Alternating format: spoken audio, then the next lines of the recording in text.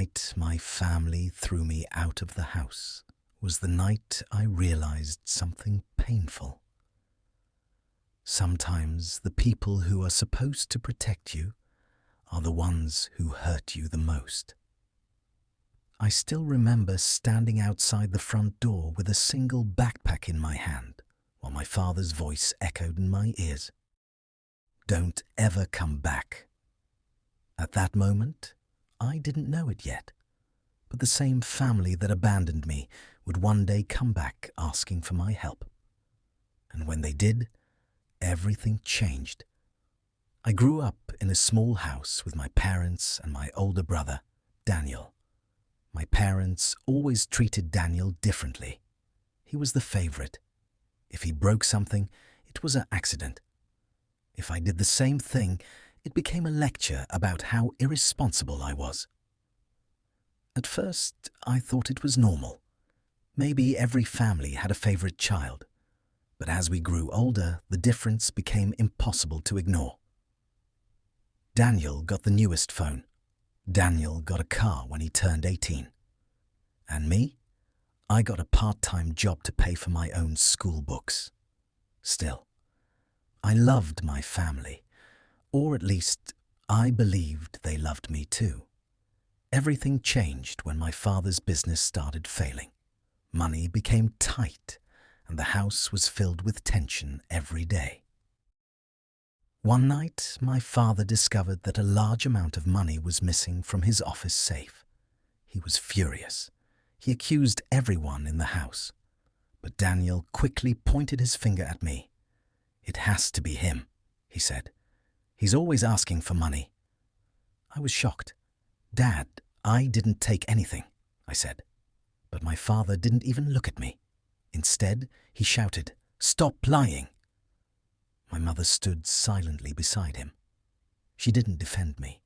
She didn't say a single word, and that silence hurt more than anything else. No one believed me, not even my own family. The argument lasted for hours.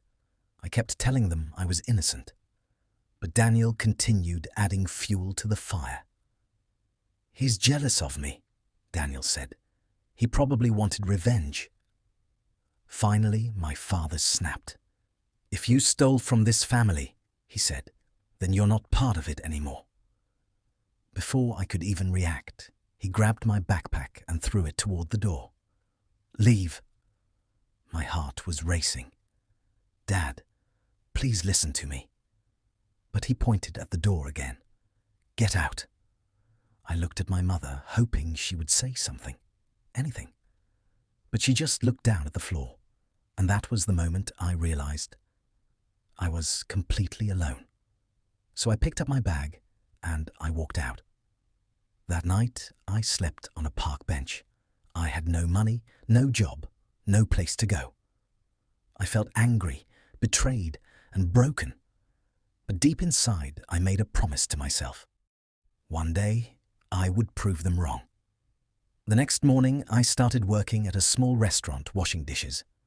The pay was terrible. The hours were long, but it was a start.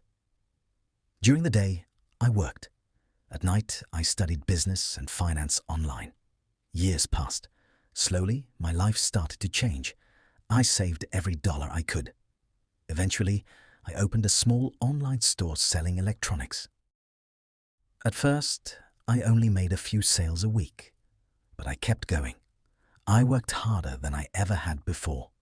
And little by little, the business grew. 5 years later, my life looked completely different. My small store had turned into a successful company. I had employees, a real office, and more money than I ever imagined having. But even with all that success, one thing still hurt. My family. They had never called, never apologized, never tried to find out what really happened. It was like I had never existed. So eventually, I stopped thinking about them, or at least, I tried to. One afternoon, my phone rang. The number was unfamiliar. When I answered, a quiet voice spoke. "Hello, is this Michael?" I froze. It was my mother. I hadn't heard her voice in years. For a moment, neither of us spoke. Then she said something that shocked me. "We need your help." My mother explained everything. A year after I left, the truth finally came out. Daniel had been the one stealing money from my father's business. He had gambling debts, huge ones. When my father discovered the truth, it was already too late. The business collapsed, the house was sold, and Daniel disappeared, leaving the family buried in debt. Now my parents were struggling to survive. They had lost almost everything, and somehow they had learned about my success. So they called, not to apologize, not to ask how I was, but to ask for money. A few days later, I agreed to meet them. When I walked into the small apartment they were renting, my parents looked older than I remembered, tired, defeated. My father avoided eye contact. Finally, he spoke. "We heard you're doing well." I nodded. Then he said the words I never expected to hear. "We need your help." For a long moment, I said nothing. All the memories came flooding back. The accusations, the doors slamming behind me, the years of silence.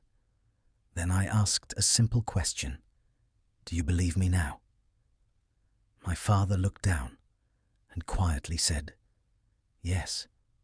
At that moment, I had a choice. I could walk away. After everything they had done, no one would blame me. But I also remembered something important. I had spent years building a better life, not just financially, but emotionally. I didn't want to carry that anger forever. So I took a deep breath, and I said something that surprised even me. "I'll help you." My parents looked shocked. But things will never be the same again. I helped them pay off their debts. I helped them find a better place to live. But the relationship between us had changed forever. Trust, once broken, is hard to rebuild. Still, something important happened that day. For the first time in years, my father looked at me and said the words I had waited so long to hear. "I'm sorry." And in that moment, I realized something. Success isn't the best revenge. Healing is. Because sometimes the people who once pushed you away are the same ones who eventually realize your true worth. So if someone doubts you, if someone walks away from you, don't waste your life trying to prove them wrong. Instead, build a life so strong that one day the truth speaks for itself.